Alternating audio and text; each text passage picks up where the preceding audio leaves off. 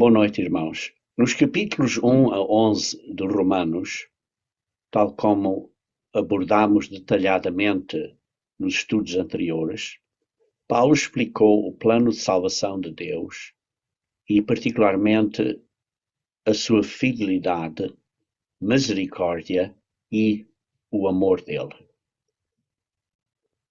Paulo então prosseguiu descrevendo princípios importantes da vida cristã, estes princípios baseados no amor divino.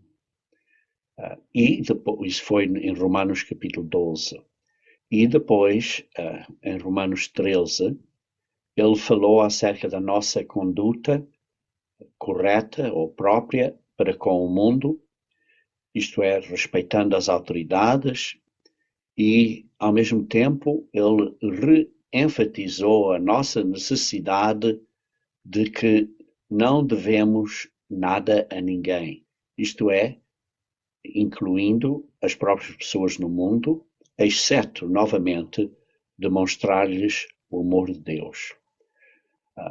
E por isso ele demonstrou que agora é chegada a hora de que devemos de nos arrepender e revestirmos-nos de Cristo, isto é, vivermos como Cristo viveu.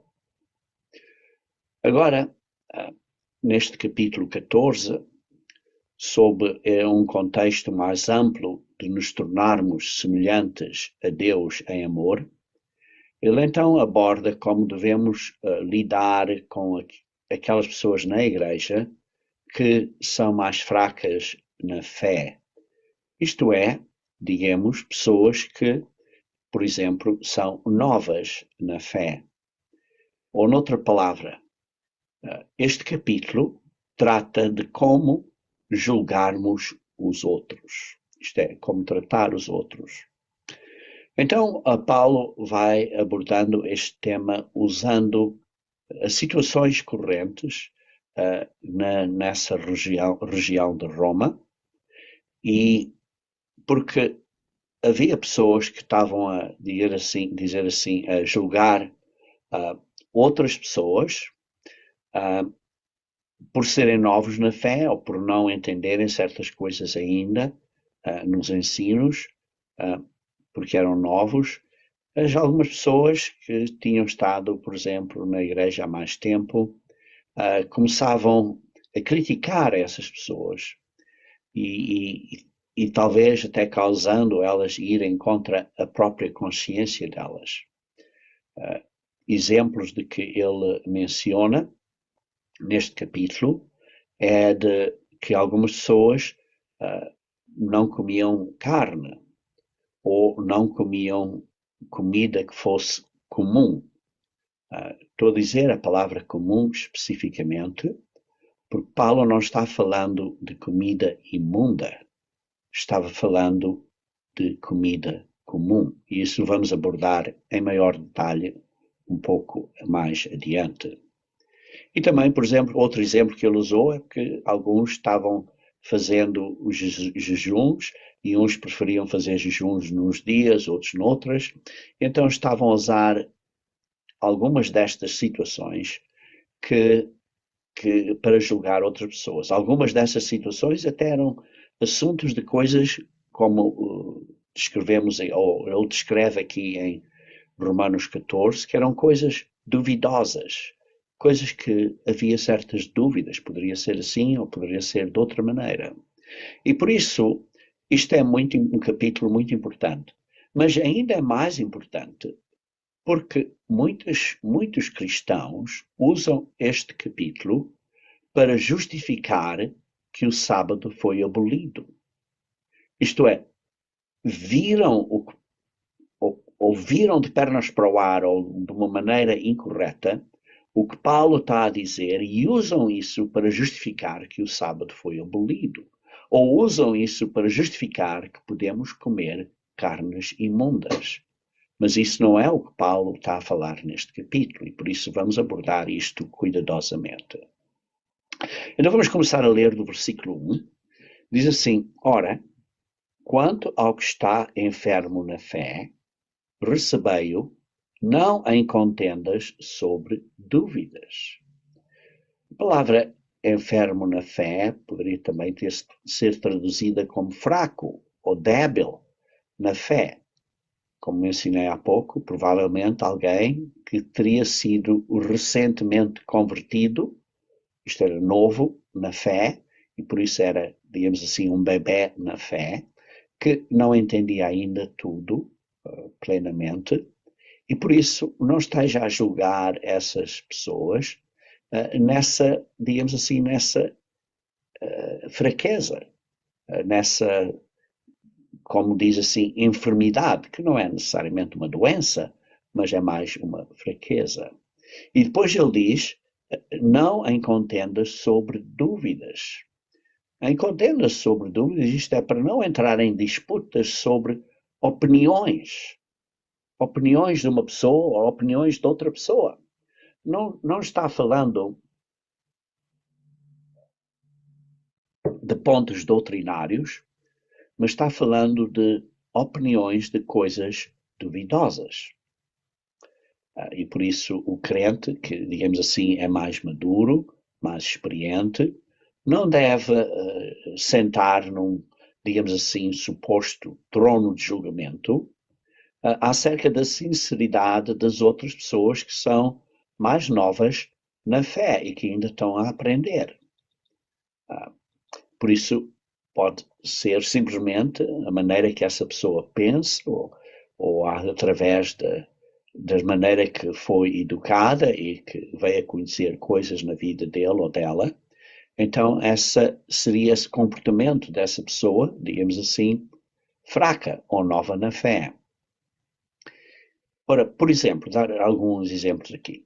Por exemplo, uma pessoa é vegetariano, mas não está a falar de vegetariano por causa de saúde ou coisa assim, mas está falando por razões religiosas. Então isso é, digamos assim, que eles chamam um assunto de que é novo na fé. Não entende bem a situação e por isso põe debaixo deste título, digamos assim, enfermo na fé. Outro exemplo poderia ser que uma pessoa tem uma consciência que não deve beber, isto é, por razões religiosas, de novo, ou por razões religiosas pensa que não deve dançar. E isso então são coisas, digamos assim, que seriam mais duvidosas que para essa pessoa. E por isso não estejam a receber essa pessoa com contendas duvidosas, com argumentos que não vale a pena. Então, continuando no versículo 2, porque um crê que de tudo se pode comer e outro, que é fraco, come legumes.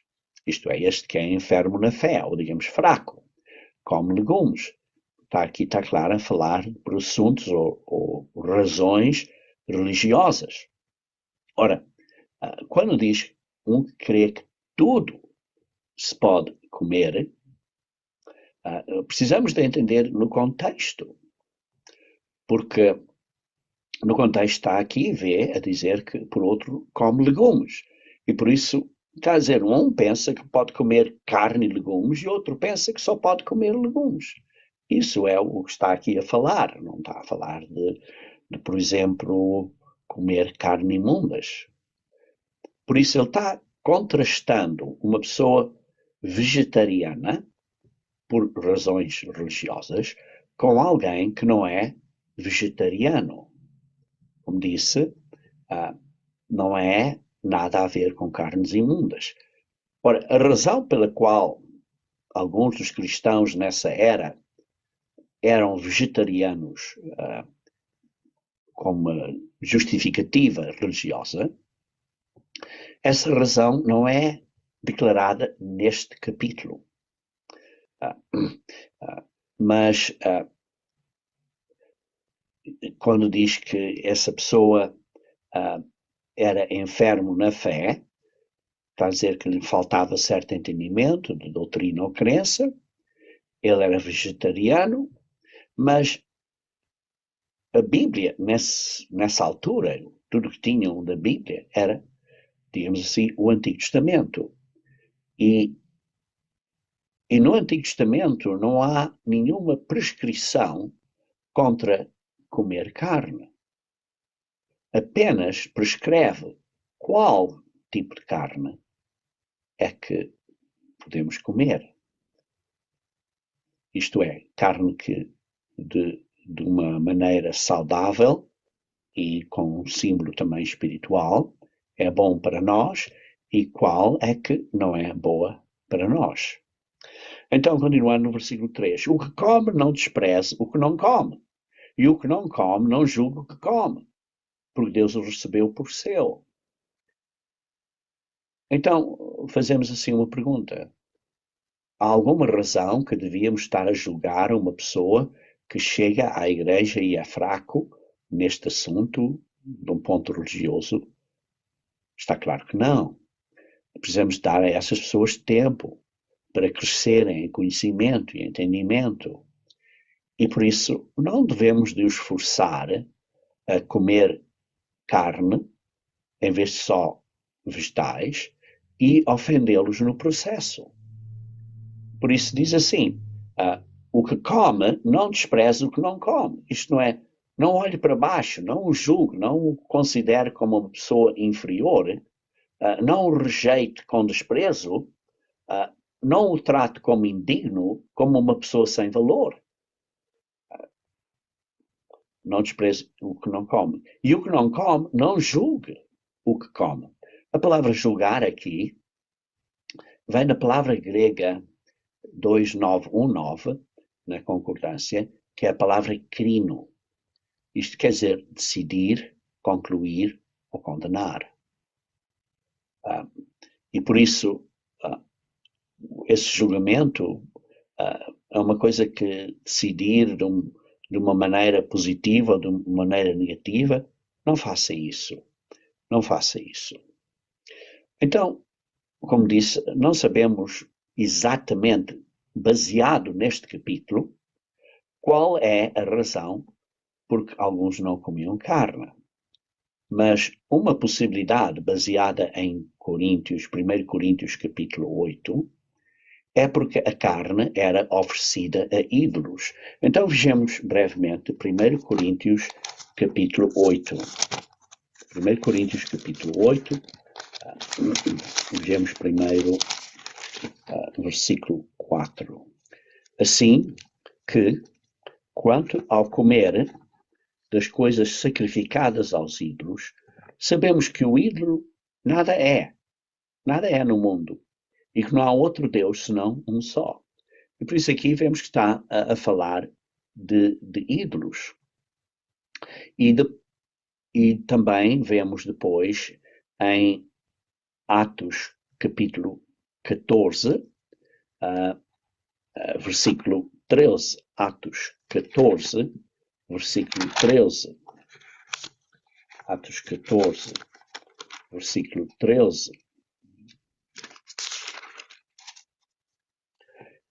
e o sacerdote Júpiter, cujo templo estava em frente da cidade, trazendo para a entrada da porta touros e grinaldas, queria com a multidão sacrificar-lhes.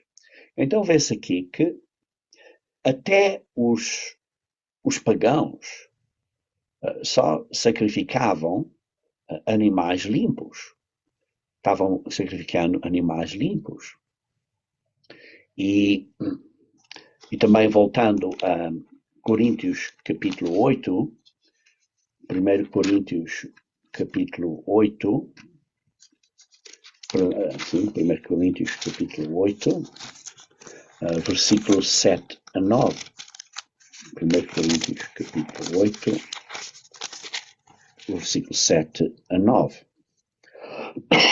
Mas nem em todos há conhecimento, porque alguns até agora comem com consciência do ídolo, coisas sacrificadas ao ídolo. Então vemos aqui que os pagãos ofereciam carne limpa, não é imunda, não eram porcos, eram touros e coisas assim, era carne limpa aos ídolos. E depois aqui estas pessoas, por exemplo, compravam esta carne, não sabiam se a carne tinha ou não tinha sido oferecida a um ídolo, ou sacrificada a um ídolo. Então, a sua consciência, como diz aqui ao fim do versículo 7, sendo fraca, fica contaminada. Eles então diziam, não quero comer esta carne, porque tinha sido oferecida a ídolos. Ora, a comida não nos faz agradáveis a Deus, porque se comemos, nada temos de mais, e se não comemos, nada nos falta. Mas vede que esta liberdade não seja, de alguma maneira, escândalo para os fracos. E por isso está a dizer, não causam ofensa. Se a pessoa não sente confortável que você, naquela sociedade, que não deviam de comer esta carne, porque achavam, ou que possivelmente, ou que era sacrificada a ídolos, algumas pessoas sentiam-se, na consciência deles, que não deviam de fazer isso, não deviam de comer isso. E por isso, então, não causa ofensa.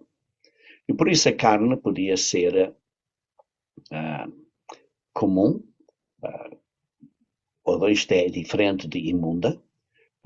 Comum quer dizer que não tinha sido, digamos assim, por exemplo, sangrada, isto é, que o sangue não tivesse sido tirado da carne adequadamente, ou por várias outras razões. Por exemplo, a carne tinha talvez estado em contato com um cadáver antes e por isso sentiam-se que não deviam de comer essa carne, ou várias, mas isso é comum, não era carne imunda.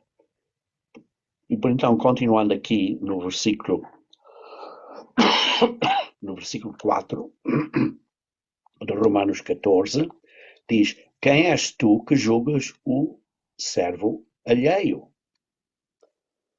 Quem és tu que estás a tomar uma posição de julgar o outro cristão que é servo de Jesus Cristo, não é servo nosso, é servo de Jesus Cristo. E depois aqui diz servo alheio.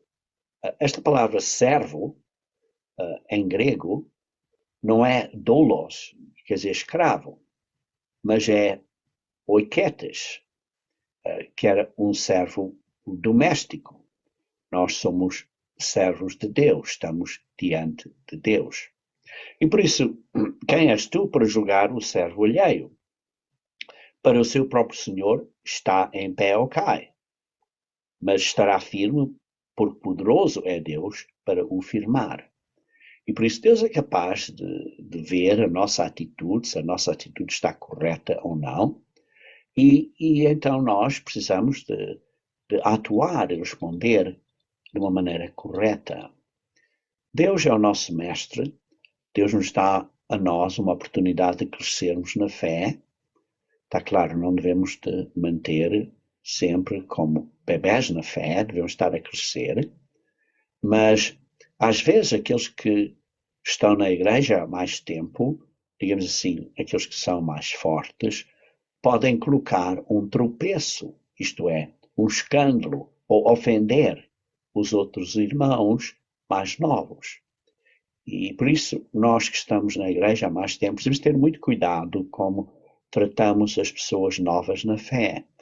Porque uma vez que ofendemos uma pessoa, por uma razão ou outra, seja lá que razão for, você não pode trabalhar aqui por causa disto, daquilo, ou seja lá que for, não façam essas pessoas, por causa do que você dizem ou diz, ter que repentinamente mudar uma coisa na vida e que não estão prontos emocionalmente e espiritualmente, e então pode causar ofensa a eles.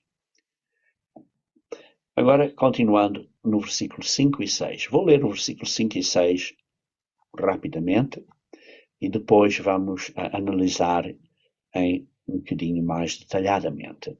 Versículo 5 e 6 diz, um faz diferença entre dia e dia, mas outro julga iguais todos os dias.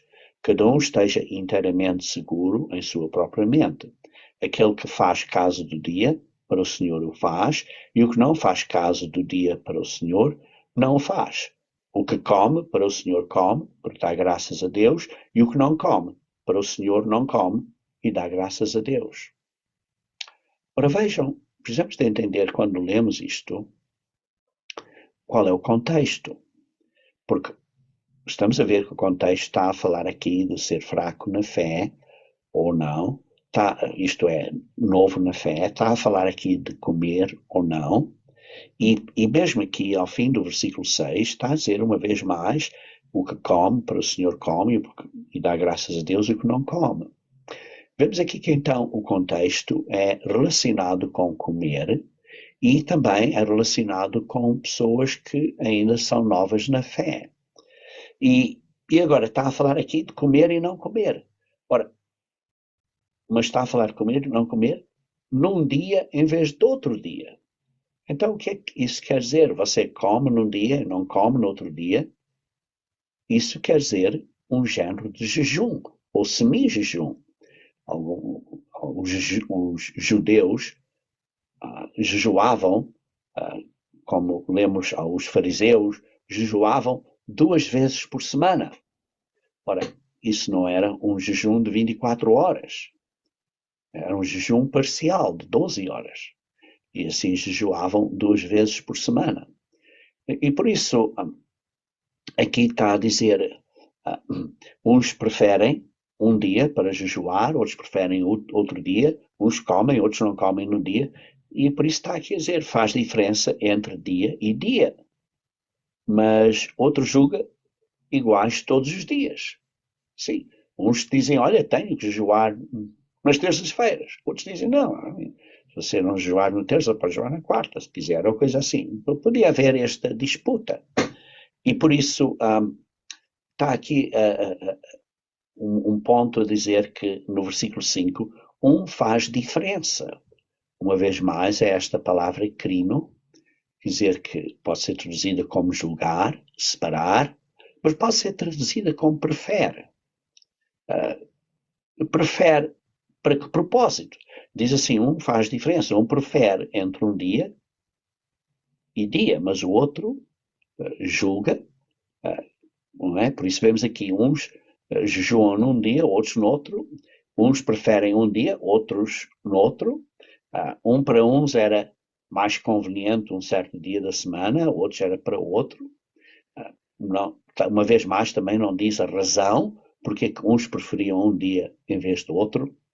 Ora, está claro, irmãos, não está a falar do dia de expiação, que isso é mandado por Deus, mas está a falar de outros jejuns adicionais. E depois diz assim, no versículo 6, aquele que faz caso do dia, ou isto é, pensa, na sua opinião, prefere, considera, tem uma opinião de um dia. Ora, lembrem-se que Paulo aqui do versículo 1 até ao versículo 21 deste capítulo está a falar acerca de comida. Vemos aqui bem claramente o versículo 1 ao versículo 21 versículos acerca de comida. E neste capítulo, nesta secção aqui, apenas 2 versículos está a falar acerca da opinião deles sobre dias. No meio, inserido no meio, de estar a falar de comida. E por isso vemos que é uma questão de comer ou não comer em certos dias, isto é, jejum. Ora, por isso uns pensam ou consideram que é melhor jejuar num dia, outros preferem no outro dia. Perdão, até às vezes na igreja dizemos, olha, jejuem durante esta semana um dia. E assim dá a oportunidade às pessoas para escolherem um dia dessa semana que seja mais conveniente para eles para jejuarem. Dá assim uma certa flexibilidade nisso. Mas continuando então a ler aqui, aquele que faz caso do dia, para o Senhor o faz. Para o Senhor. Então, por que razão é que esta pessoa está a jejuar? comer ou não comer, para o Senhor. Isto é, para se aproximar de Deus. E assim diz, e o que faz, caso do dia para o Senhor, ou, e o que não faz caso do dia para o Senhor, ou não faz. O que come para o Senhor come, porque dá graças a Deus. Isto é, pede uma benção sobre a comida. O que come, dá graças a Deus. Sim, quando nós vamos comer uma refeição, pedimos a Deus para abençoar esse alimento. E o que não come, para o Senhor não come. Isto é, está a jejuar para se aproximar de Deus. E assim também está a dar graças, está a pedir e orar para se aproximar de Deus. Por isso, se Paulo estivesse falando do sábado, ele então não teria pelo menos mencionado que estava a falar do sábado ou dos dias santos, porque vemos aqui, está a falar de um dia de comer ou não comer, numa secção está a falar de comida. E por isso, vemos aqui que claramente ele não estava referindo-se ao sábado. Ora, pensem bem, como é que Paulo poderia reduzir o sábado a uma escolha pessoal aqui no meio de um versículo assim, a falar de comida, sem qualquer explicação? Imagine o túmulo, a luta, o conflito que isso teria criado entre os judeus. E vemos na Bíblia que nunca houve esse conflito de que Paulo e os jovens cristãos estavam a mudar o sábado. Sim, houve uma grande, digamos assim, contenda, um grande tumulto, mas não foi acerca do sábado. Foi acerca da circuncisão. Ora, se houve esse grande tumulto, ou argumentos acerca da circuncisão, imagine se fosse uma situação de estarem a falar ou estar a reduzir o sábado a uma escolha pessoal. Imagine.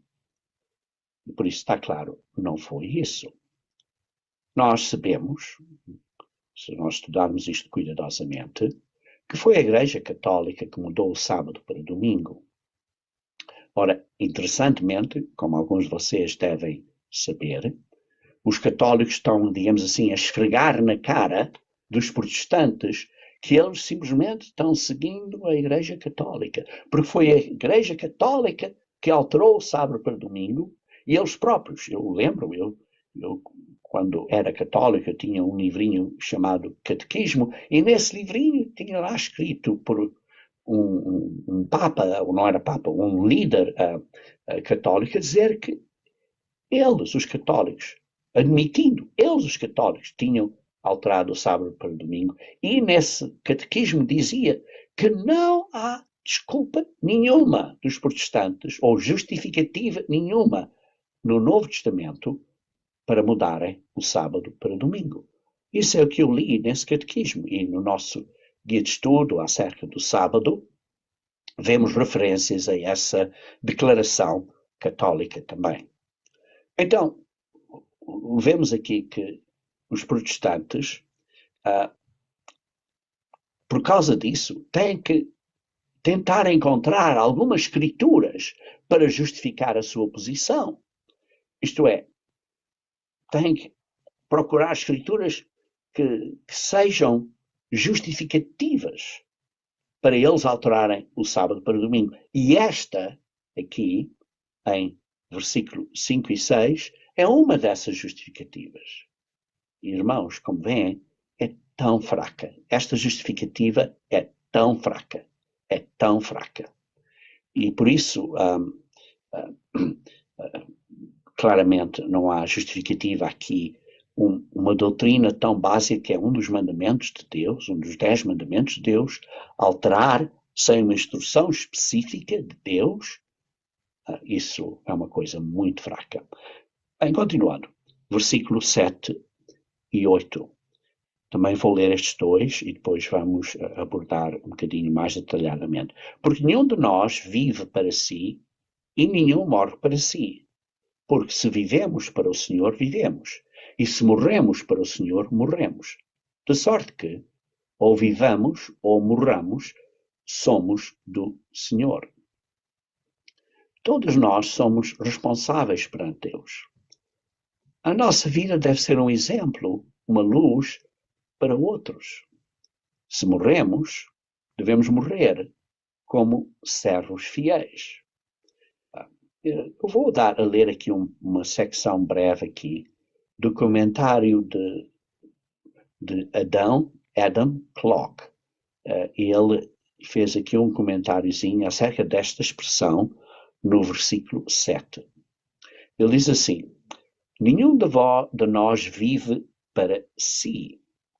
Ele diz, os escritores gregos usam a expressão vive para si para significar agindo segundo o próprio julgamento, isto é, segundo a sua própria opinião. Então, para eles, aqui vemos agora assim que os cristãos devem de agir em todas as coisas de acordo com a mente e a vontade de Deus e não seguir suas próprias vontades.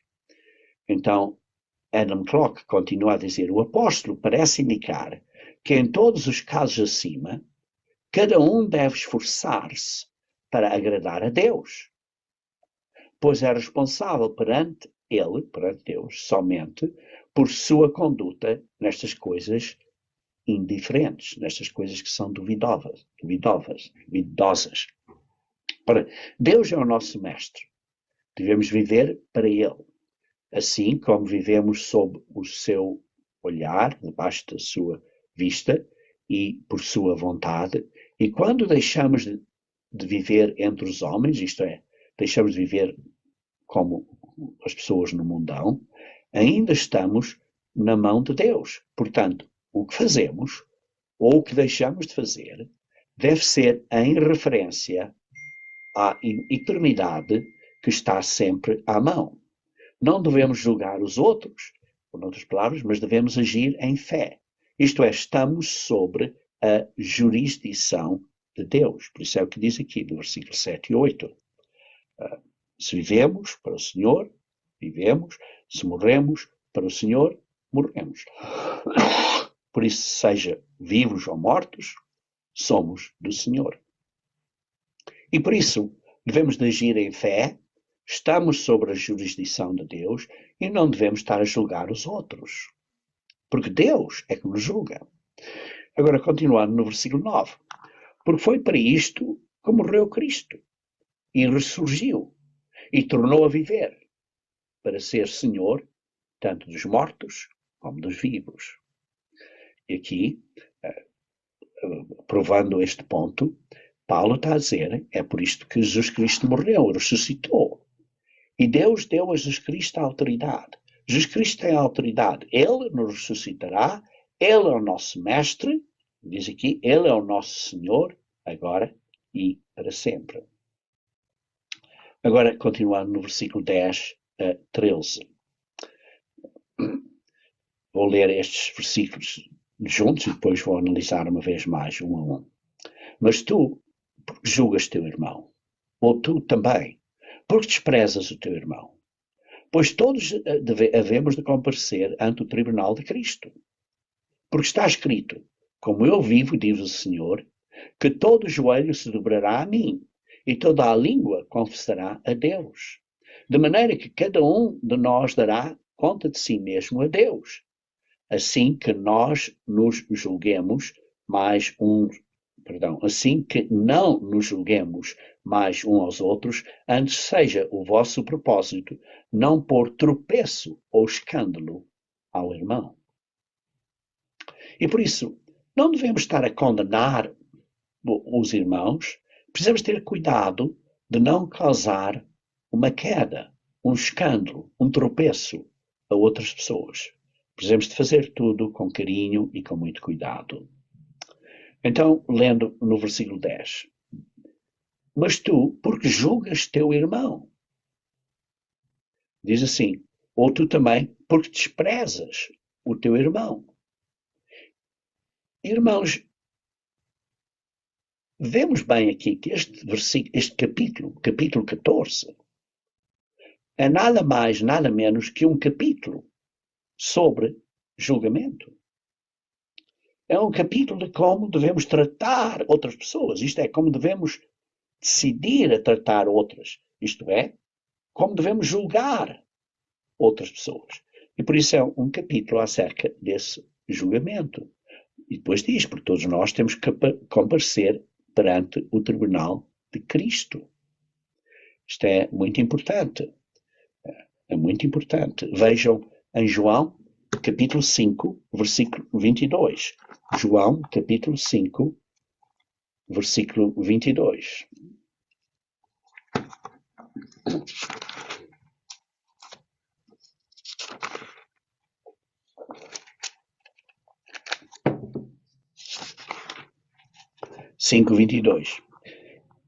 E também o Pai a ninguém julga, mas deu ao Filho todo juízo. 23. Para que todos honrem o Filho como honram o Pai.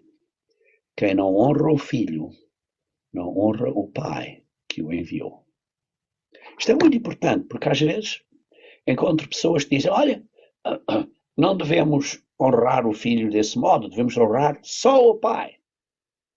Não, aqui o que está a dizer é, quem honra o Filho, honra o Pai. E quem não honra o Filho, não honra o Pai que o enviou.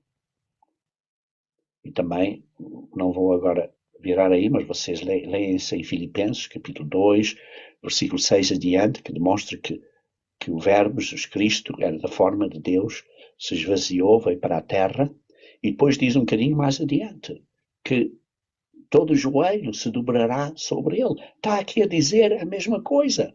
Vimos aqui que Deus está a dar o julgamento todo, e aqui no versículo 10 de Romanos 14 está a dizer a mesma coisa. E lembra-se que vai ser Jesus Cristo que vai julgar as nossas intenções, os nossos corações, as nossas motivações. Vejam em 1 Coríntios capítulo 4. 1 Coríntios capítulo 4, versículo 4 a 5. Diz assim, porque em nada me sinto culpado, nem por isso me considero justificado, pois quem me julga é o Senhor Jesus Cristo.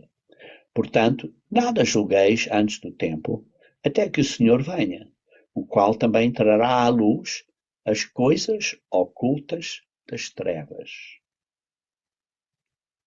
O que fazemos quando ninguém está a ver, Jesus Cristo vai trazer à luz as coisas ocultas das trevas e manifestará os desígnios dos corações. Jesus Cristo vai poder determinar, revelar as nossas motivações, as nossas intenções. E então cada um receberá de Deus o louvor através de Cristo. Então, continuando agora em Romanos, capítulo 14, versículo 13, versículo 11. Acabamos de analisar mais detalhadamente o versículo 10. Agora vejamos o versículo 11. Porque está escrito, como eu vivo, diz o Senhor, que todo o joelho se dobrará a mim, e toda a língua confessará a Deus. Como eu mencionei há pouco, em Filipenses capítulo 2 diz a mesma coisa, em Isaías diz a mesma coisa, falando aí acerca do Senhor, mas nessa profecia de Isaías, se você for ler essa secção de onde isto foi citado de Isaías, está a dizer que é o HYWH, isto é, o Yahweh, o YWH, e por isso é tudo acerca de Jesus Cristo. Versículo 12. De maneira que cada um nos dará conta de si mesmo a Deus, através de Jesus Cristo. Versículo 13.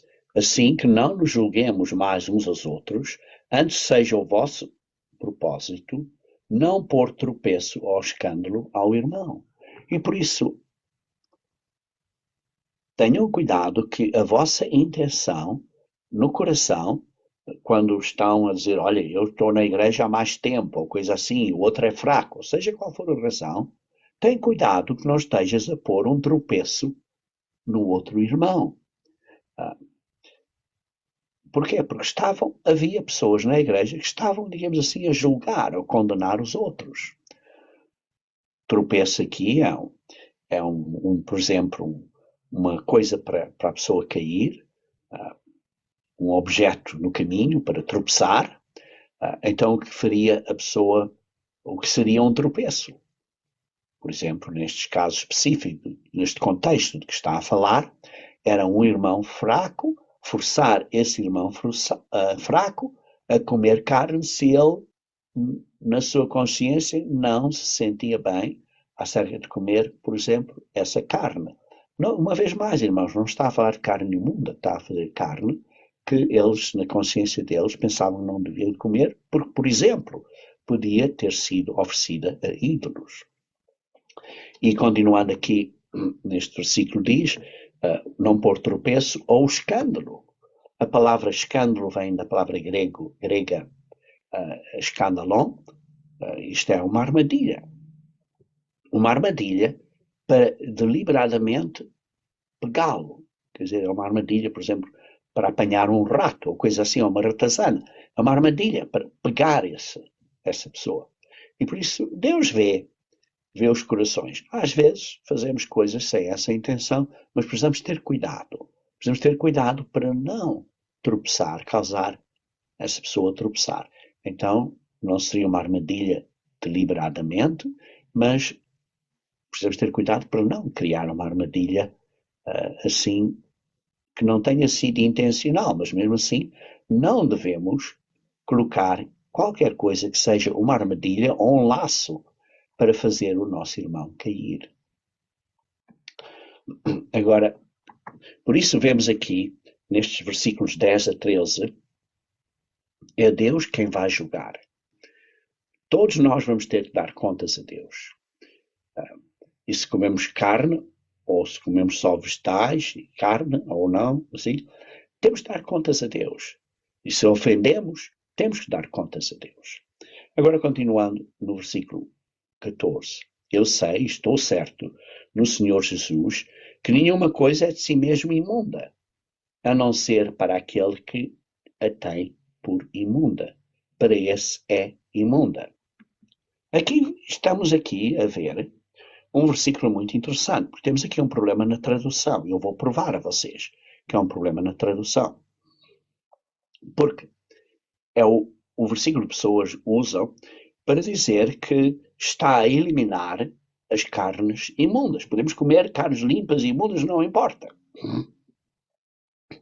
Porque está aqui a dizer, no versículo 14, diz assim, que nenhuma coisa é de si mesma imunda. Ora, as pessoas dizem, e depois continua a ler, a não ser para aquele a quem tem por imunda, para esse é imunda. E por isso estão a dizer, nenhuma coisa, para mim, eu não acho que a carne de porco é imunda, por isso posso comê-la. Mas, irmãos, a palavra imunda aqui vem da palavra grega koinos, 2839. Esta palavra devia ter sido traduzida como comum, não como imunda. Isto é, uma comida que foi profanada. Não é uma questão de que é limpa ou imunda, mas é uma questão de que foi profanada. Vou provar isso usando Atos, capítulo 10. Vejamos então Atos, capítulo 10.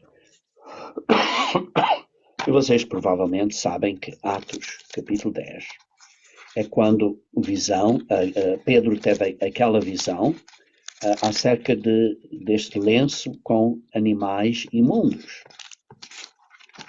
E então aqui, no capítulo 10, vemos que, e vemos aqui no versículo 9 em diante, que está dizendo, e no dia seguinte, indo eles a seu caminho, estando já perto da cidade, subiu Pedro ao terraço para orar quase à hora sexta.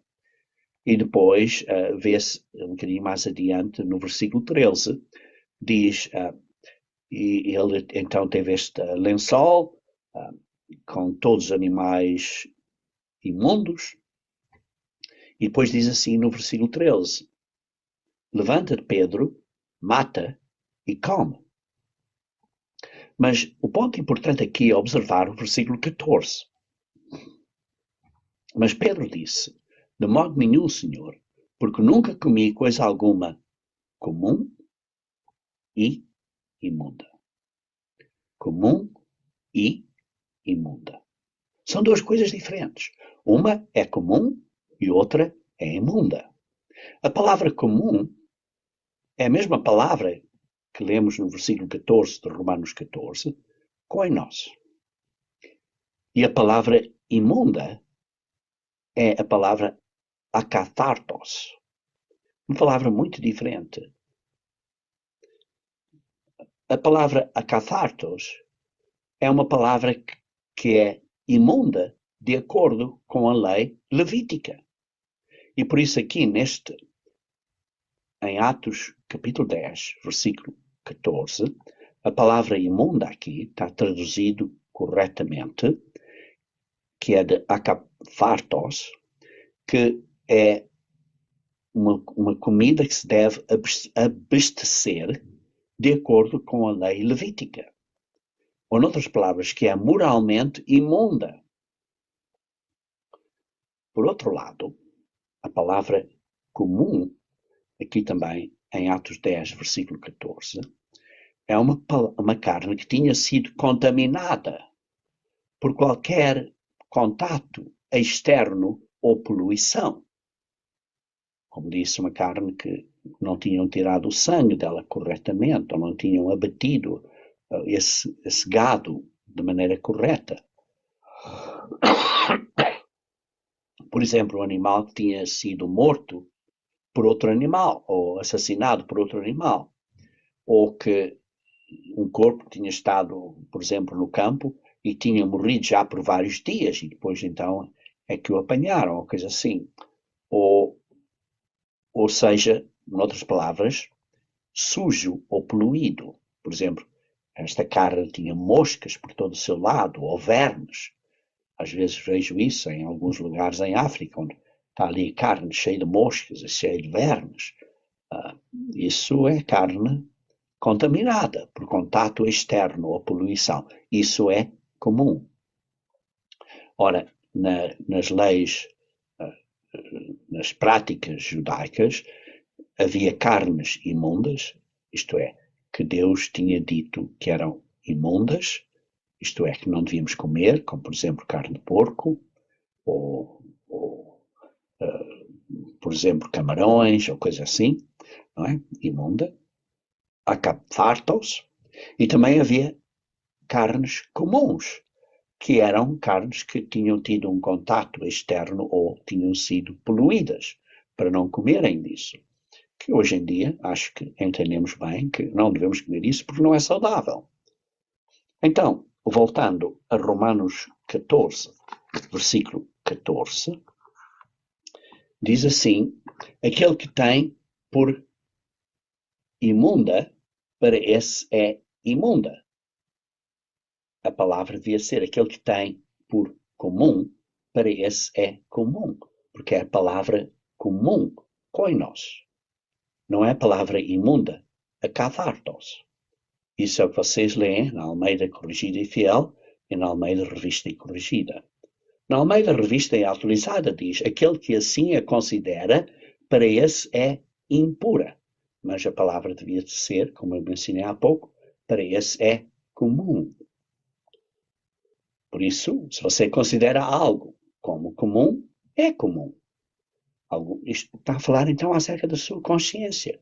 Se para você isso é uma coisa que foi contaminada por qualquer contato externo ou poluição, se você tem isso na sua consciência, então não coma. Porque se você, na sua consciência, pensa que é comum, que é poluída, que é carne poluída, então não a coma. Por isso, como é que uma carne que leviticamente fosse limpa, isto é, por exemplo, carne de boi, poderia ser considerada comum? Se a carne limpa, por exemplo, estivesse em contato com um cadáver. Ou então a carne limpa se tornaria comum. Por isso é que lemos aí na visão de Pedro, nunca comi carne limpa e comum. Perdão, nunca comi carne imunda, desculpa, e comum. É o que Pedro estava ali a dizer. Continuando agora no versículo 15. Mas se por causa da comida se contrista teu irmão, já não andas conforme o amor. Se você está a causar angústia ao seu irmão por causa de que come ou não come, coisa assim, porque você acha que é comum e o outro acha que não é comum, e coisa assim, quer dizer, está em questões de dúvidas, não é?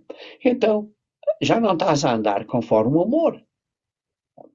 Diz assim, já não andas conforme o amor. Não destruas, por causa da tua comida, aquele por quem Cristo morreu. Okay? Por isso, se você sabe que alguém é fraco, como lemos há pouco em 1 Coríntios 8, versículo 11 13, num certo assunto, não esteja a forçar o ponto. Por exemplo, uma pessoa pensa que, por motivos religiosos, não deve beber vinho. Não esteja a forçar essa pessoa para beber vinho, porque vai causar um tropeço.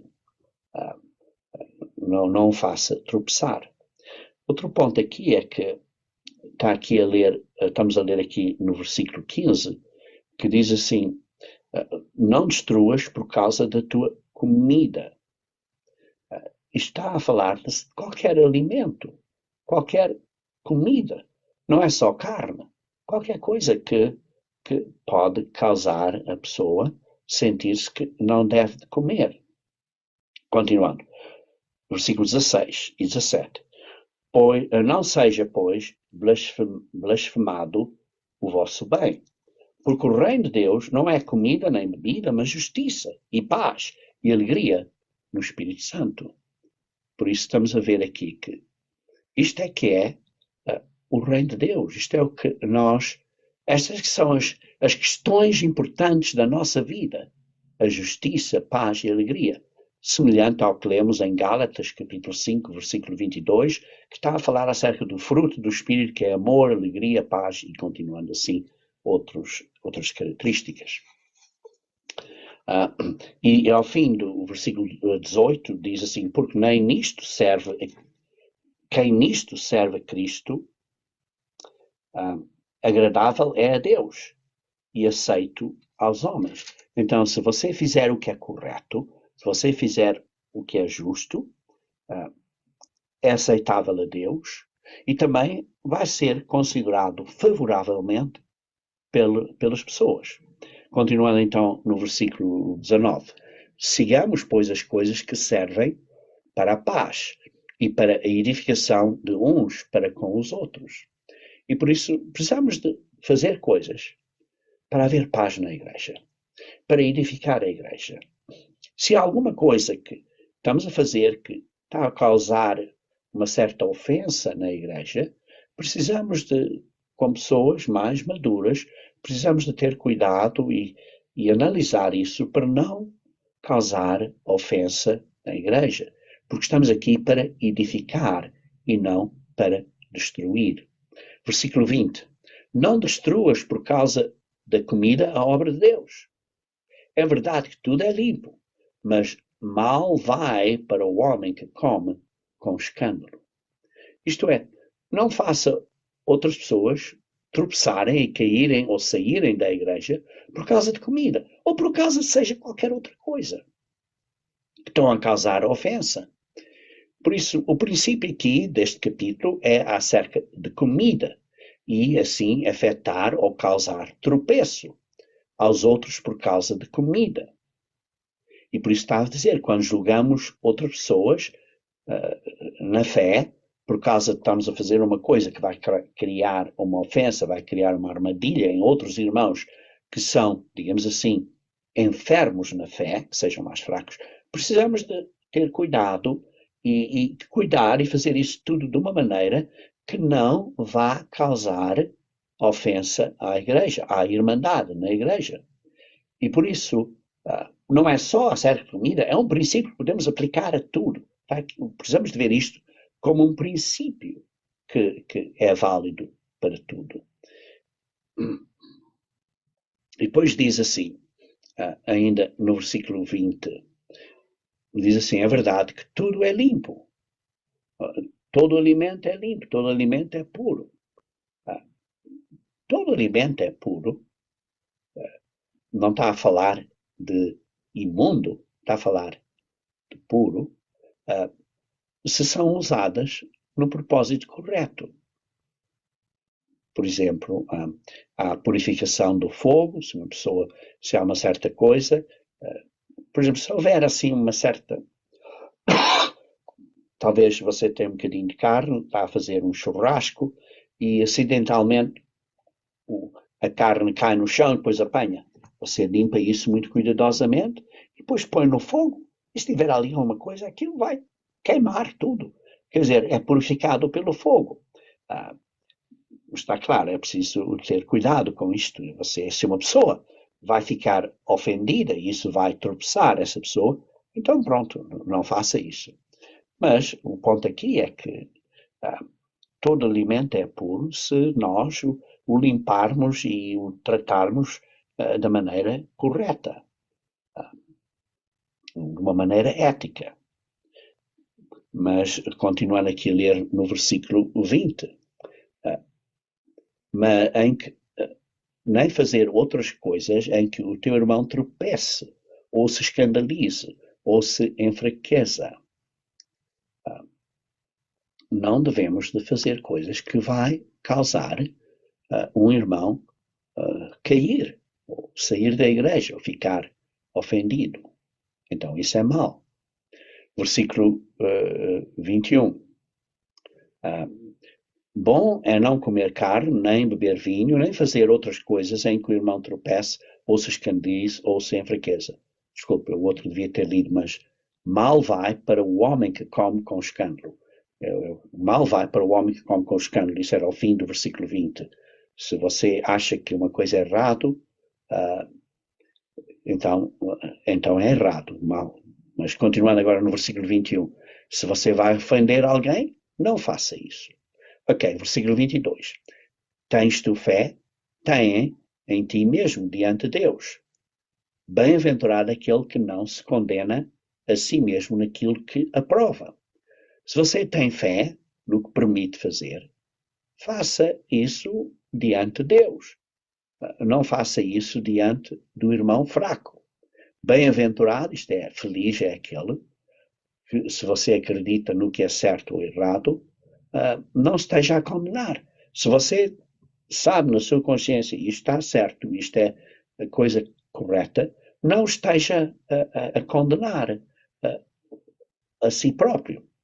Mas lembre-se, uma vez mais, do contexto. Qual é o contexto? O contexto está no versículo 1 do capítulo 14, que diz assim, ao fim do versículo 1, não em contendas sobre dúvidas, sobre coisas duvidosas. Não entre em disputas sobre opiniões, assuntos que não são doutrinários. Versículo 23. Mas aquele que tem dúvidas, se come, está condenado, porque não come por fé. E tudo que não é de fé é pecado. Isto é, se você tem uma dúvida e diz, olha, não devia de comer isto, uma vez mais, não está a falar de carnes imundas, está a falar de carnes comuns ou coisas assim que há certas dúvidas. Se você tem uma dúvida e come, uma vez mais está aqui a falar no contexto de comer, se você então, por exemplo, convida uma pessoa a comer e essa pessoa que é fraca não se sente bem a comer, mas você está a puxar essa pessoa, olha, coma, coma, coma, olha, beba, beba, beba, ou seja lá o que for.